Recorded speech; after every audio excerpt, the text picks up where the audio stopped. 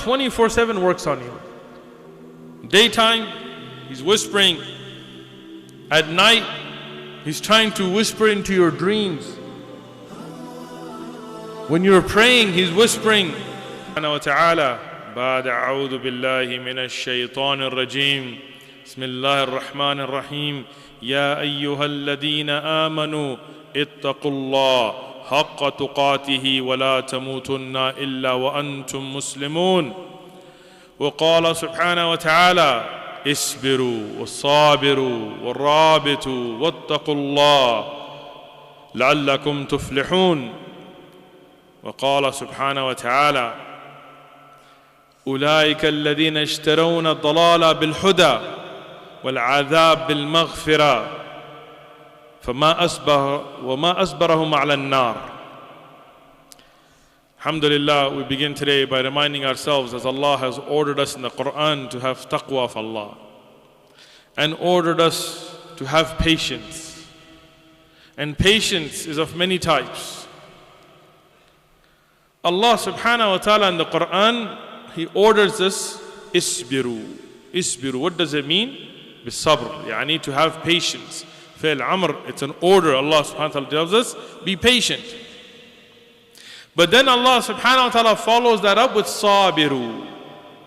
Subhanallah. Isbiru, sabiru. Both of them are telling you to be patient. But there is a difference.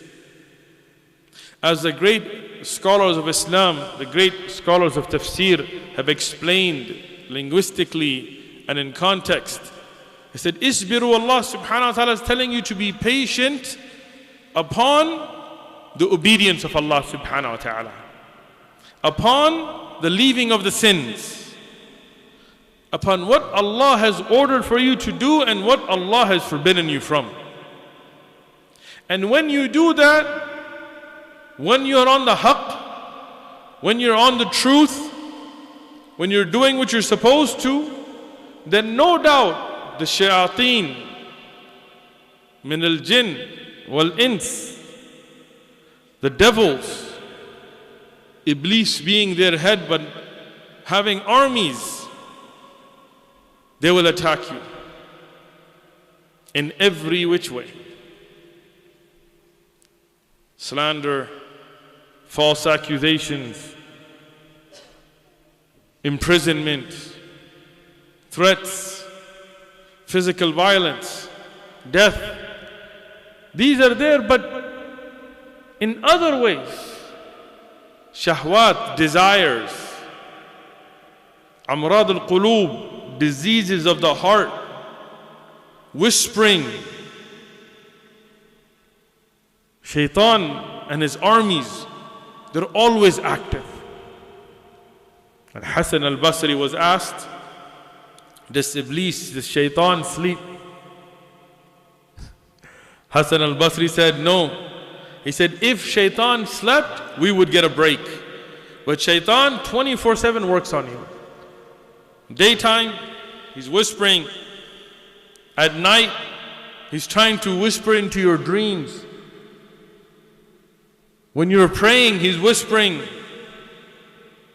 When you're at work, he's whispering.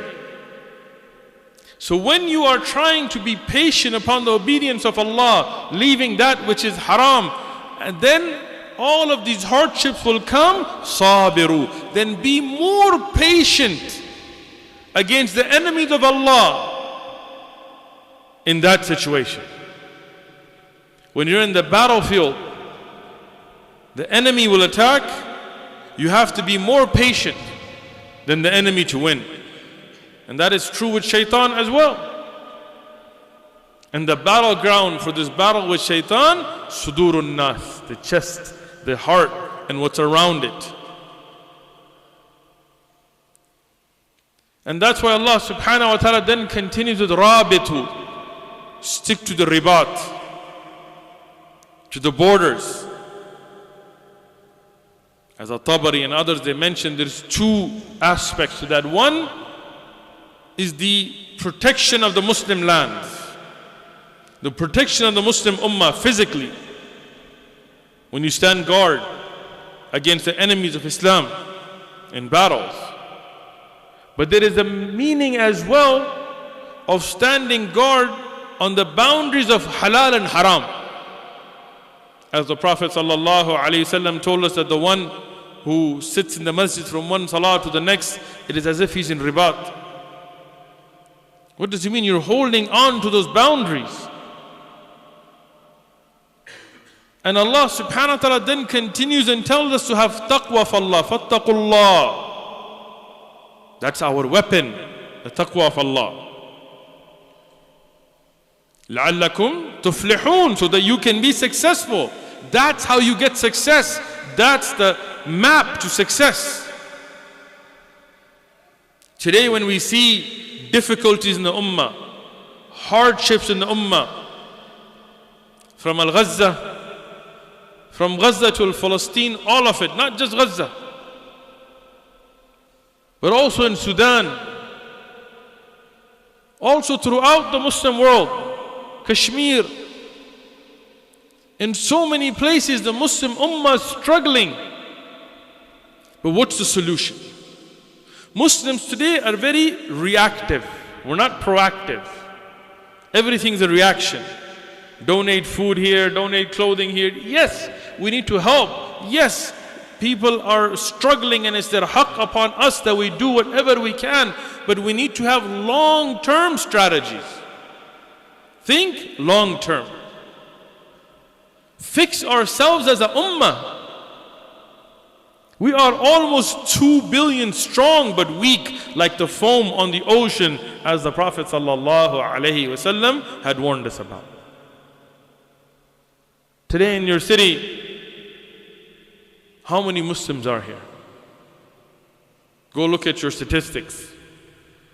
If every Muslim man who's obligated to pray Jum'ah came for Jum'ah, wallahi, your masajid would not be able to have 10 Jum'ahs and accommodate them. So where are they?